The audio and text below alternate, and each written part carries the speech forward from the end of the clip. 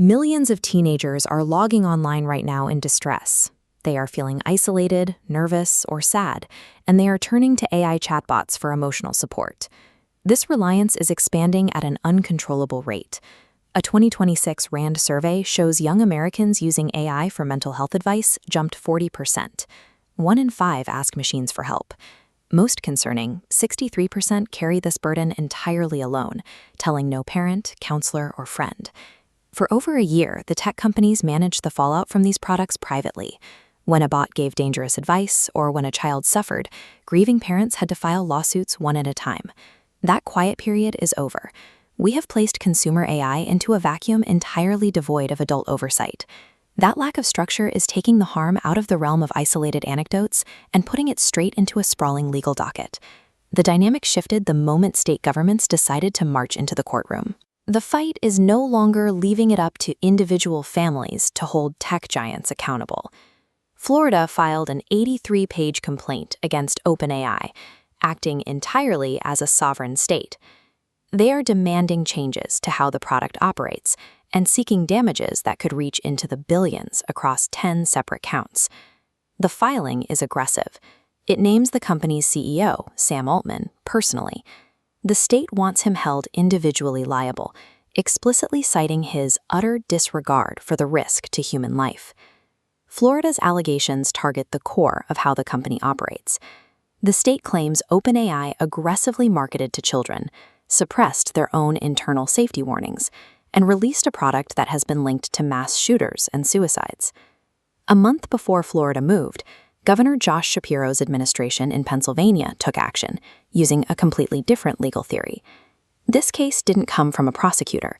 It came from the state's Board of Medicine. An investigator for the state opened an account on character.ai. They started chatting with a bot named Emily.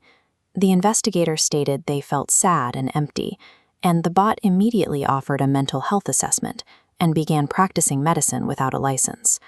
The chatbot asserted professional credentials by inventing an education at Imperial College London and providing a fake 7-digit medical license number that investigators quickly debunked. Both of these lawsuits expose the exact same flaw. They are open-loop systems. The machine claims authority, interacts with vulnerable people, and operates completely removed from human accountability. The consequences of an open-loop system become lethal when we examine the Tumbler Ridge school shooting from February 2026 and the resulting wrongful death lawsuits filed a few months later. According to the complaints, the AI's technical detection actually worked. OpenAI's automated system correctly flagged the shooter's account for gun violence activity and planning. A human safety team at the company reviewed the flagged account. They saw the danger and explicitly recommended notifying law enforcement. This flowchart maps what the families allege happened next. Company leadership ignored the recommendation. They quietly deactivated the account and warned no one. The warning hit a hard stop at the executive level. A technical mandate to detect a threat means nothing if the human in the loop is not empowered to actually pick up the phone and act on it. The alternative to that open system is known as a closed loop. This is an architecture where AI is embedded directly inside an existing clinical pathway, operating under strict human supervision. Kaiser Permanente Northern California took this approach when they deployed a machine learning model at the very front door of their mental health intake program. The model looks at intake data to predict suicide risk the moment a person arrives, and it does something remarkable. It accurately flags elevated risk in patients who check no boxes and volunteer absolutely no verbal warnings. In this schematic, you see the design's hard limit. The model makes no medical decisions.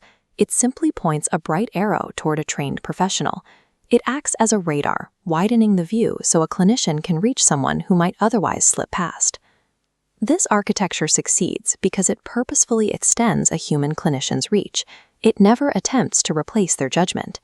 We see the exact same principle at work in England. Across the National Health Service's Talking Therapies, a digital referral assistant built by Wyza is currently managing the intake waitlist for over 117,000 people. The division of labor is incredibly strict. The machine handles the intake, saving clinicians an average of 21 minutes per assessment. But humans deliver the actual care. The AI operates purely in the waiting room gap. It holds the ground, providing support in that critical window between a patient asking for help and a doctor having an opening. This timeline tracks the impact of that support.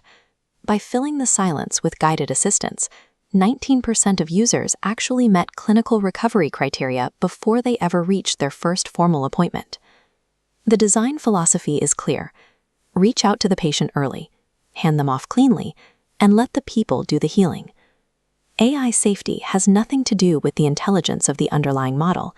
It relies entirely on the architecture of accountability, ensuring that a licensed, trained human professional remains securely in the loop, ready to make the final call.